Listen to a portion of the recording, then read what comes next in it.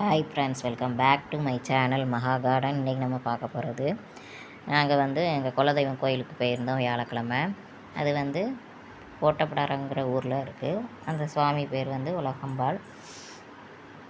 இது இந்த கோயிலுக்கு வெளிப்புறம் உள்ள காவல் தெய்வங்கள்னு சொல்லுவாங்கள்ல, அந்த மாதிரி இது கோயிலுக்கு வெளியே அமைஞ்சிருக்கு.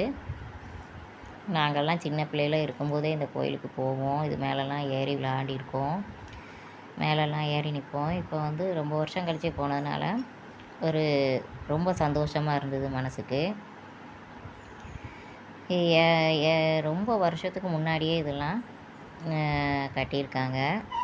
இது அதுக்கு நேராக எதிர்த்தாப்பில் இருக்குது, காவல் தெய்வத்துக்கு நேராக எதிர்த்தாப்பில் இருக்குது. இது அங்கே உள்ள மரங்கள் எல்லாம் நல்லா இயற்கை காட்சி, கிராமங்கிறதுனால நல்லாயிருக்கும், சூப்பராக.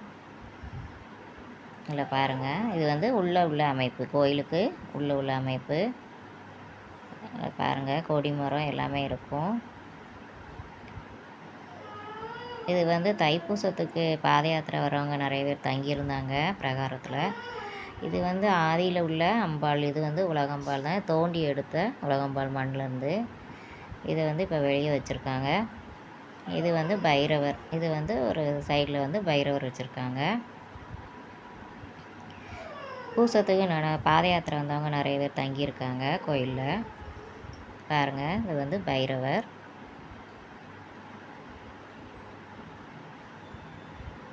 அதுக்கப்புறம் இது பிரகாரத்தில் உள்ள காவல் தெய்வங்கள், பேச்சியம்மன், மாடத்தி அப்படி இருக்கும்ல அந்த தெய்வங்கள். இது பேச்சியம்மன் ஃபோட்டோவாக வச்சுருந்தாங்க. இதெல்லாம் பிரகாரத்தில், உள் பிரகாரத்தில் உள்ளது. இது ஏதோ ஒரு மரம் இருக்குது, இது ரொம்ப நாளாக. இது கோயில் கோபுரம். இது உள் பிரகாரம். பாருங்கள், ஆதிகாலத்து கோயில், ரொம்ப பழமையான கோயில். இதில் அம்பாள் பேர் உலகம்மன். இது எங்களுக்கு குலதெய்வம், இஷ்ட தெய்வம், அதை விட குலதெய்வம்னு சொல்லலாம். நாங்கள் இது பங்குனி மாதம் தோறும் இதுக்கு குடம் நடக்கும் இந்த கோயிலில். இதுக்கு நாங்கள் வருவோம். இப்போதைக்கு போகல, அதனால் இப்போ ரொம்ப நாள் கழித்து போனோம்.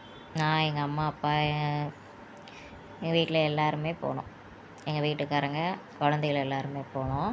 இது உள் பிரகாரத்தில் உள்ள பிள்ளையார். பாருங்கள், அந்த கோயில் அமைப்பை பார்த்தாலே தெரியும் உங்களுக்கு, பழைய காலத்து கோயில்னு. இது அபிஷேக தண்ணி விடும் இல்லையா, அதுக்காக கட்டி வச்சுருக்காங்க. நல்ல தாமரை வடிவில் அழகாக கட்டியிருக்காங்க. கோபுர அமைப்பை பாருங்கள், நல்லா பெயிண்டிங் அடித்து நல்லா சூப்பராக இருக்குது. பாருங்கள், இது